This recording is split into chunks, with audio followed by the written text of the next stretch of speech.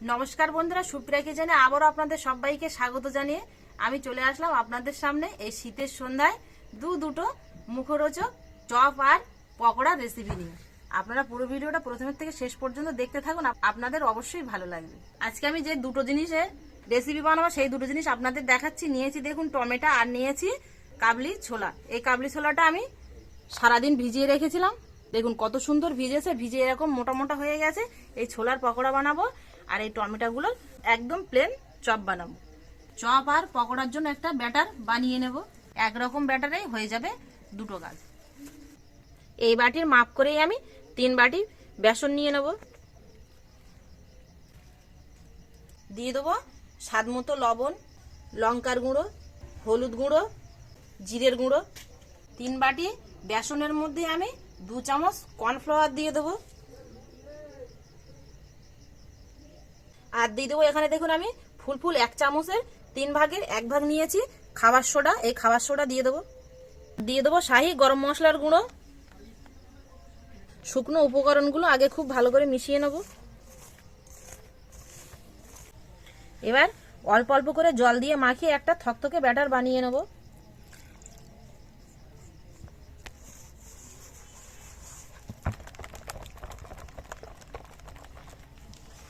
ব্যাটারের ঘনত্বটা ঠিক আমি এরকম রেখেছি, তবে আগে একটা পকোড়া ভেজে দেখব কেমন হয়, পরে যদি জল লাগে তাহলে তারপরে দেব। টমেটোগুলো আমি চপের আকারে করে গোল গোল করে কেটে নেব। টমেটোগুলো কিন্তু পেকে একেবারে নরম হয়ে যায়নি, আবার একেবারে কাঁচাও না, বেশ মাঝামাঝি শক্ত মতো আছে। মুখের দিকটা বাদ দিয়ে দেবো।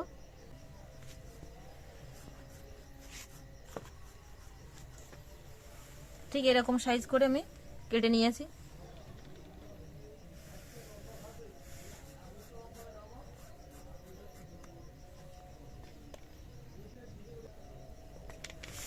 তিনটেও টমেটো আমি ঠিক একইভাবে কেটে নেবো। আর টমেটোগুলো কিন্তু আমি আগের থেকেই ধুয়ে রেখেছিলাম। সবকিছু আমি গুছিয়ে নিয়েছি। এবার চপগুলো ভেজে নেব। উনুন ধরিয়ে উনুনের ওপরে আমি কড়া বসিয়ে দিয়েছি। কড়া গরম হয়ে গেছে, এবার সাদা তেল দিয়ে দেবো কড়ায়। প্রথমে ছোলার পকোড়াগুলো ভেজে নেব। ছোলাগুলোর গায়ে যে জল লেগে থাকে না, সেই জলটা আমি কাপড় দিয়ে মুছে এরকম তুলে নিয়েছি, শুকনো শুকনো হয়ে গেছে। এবার এই ব্যাটারের মধ্যে দিয়ে দেবো। একটা একটা করে এইভাবে ছেড়ে দেবো তেলের মধ্যে। তেলটা গরম হয়ে গেছে।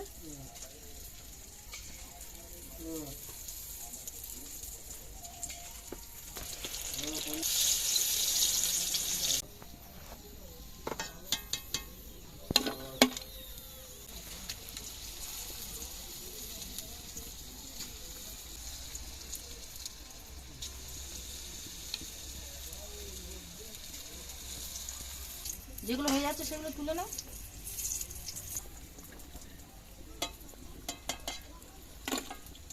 আজকে আপনাদের দাদা এসছে আমার সঙ্গে রান্না করতে, দেখুন। এমনি তো কোনোদিন রান্না করে না, আজকে এসেছে রান্না করতে। দাও এগুলো তুলে দাও, তাই না বলো? আর একদিন বাড়ি বানিয়েছিলাম না, ভালো লেগেছিল, ভালো লাগাচ্ছিল।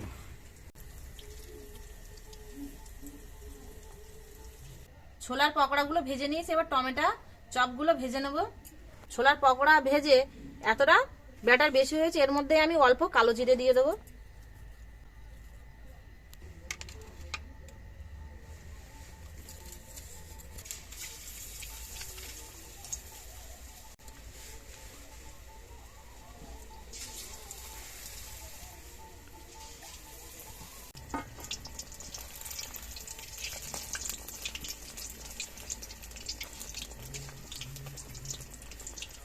প্রথমেই যে আমি ব্যাটারটা বানিয়েছিলাম সেই ব্যাটারে কিন্তু হয়ে গেছে, এর মধ্যে জল দিতে হয়নি।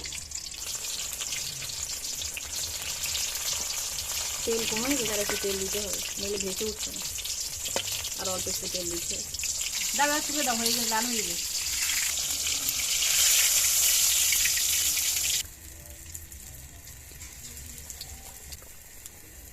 তেল দেবো, সেই কথাটা ভুলে গেল।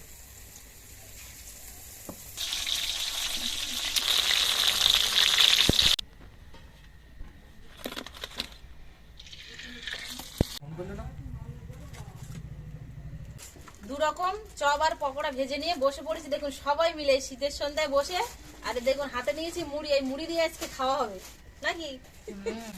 আমাদের মামিও এসেছে সন্ধ্যাবেলা ঘুরতে ঘুরতে আমাদের বাড়ির দিকে। সত্যি বৌমা যে এসব করছে তো আমি তো জানি না, এসে দেখি বৌমা এসব করছে, তো দেখি বৌমা কেমন করছে, একটু খেয়ে দেখি। এই দেখো কেমন হয়েছে ছোলার পকোড়া, আর এটা হচ্ছে টমেটোর চপ। খেয়ে দেখো কার কোনটা ভালো লাগে।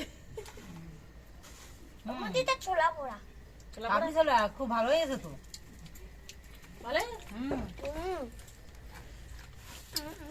খুব সুন্দর হয়েছে।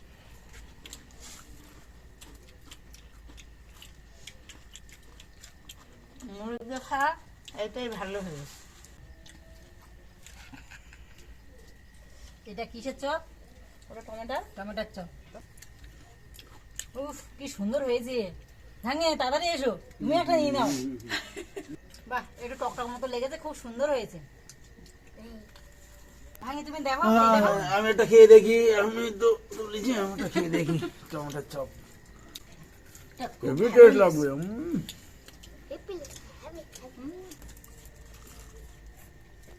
সত্যি আলুর চপের থেকে ভালো লাগে। আমার সবচেয়ে ভালো লেগেছে। দেখুন উপরে কত সুন্দর এরকম পর্দা হয়ে গেছে, আর ভেতরে টমেটো গুলো দেখুন সেদ্ধ হয়ে গেছে, আর কি সুন্দর হয়েছে। প্লেন টমেটোর চপ, কিন্তু এর মধ্যে আলুর পুটটুট কোনো কিছু না, দারুণ হয়েছে খেতে। মা চপটা ভালো লেগেছে, তুমি আরেকদিন বানাবা বলো। ঠিক আছে, তাহলে আমি তো সব তো খেয়ে দিলাম, চপ ওই সব খেয়ে দিলাম আমি একাই। সন্ধ্যের সময় টিফিন কিন্তু ভীষণ ভালো লাগে, আর যদি এরকম মুখরোচক টিফিন পাওয়া যায় সন্ধ্যেবেলা, আমি আর এর রেগে থাকতে তাহলে পারলাম না, বাড়ির নিয়ে নিলাম। সবার মন যায় কিন্তু এমনিই করা যাবে। এখন আমাদের সঙ্গে থাকার জন্য আপনাদের অনেক অনেক ধন্যবাদ। আবারও দেখা হচ্ছে পরের নতুন কোনো ভিডিওতে। ততক্ষণ আপনার সময় ভালো থাকবেন ও সুস্থ থাকবেন।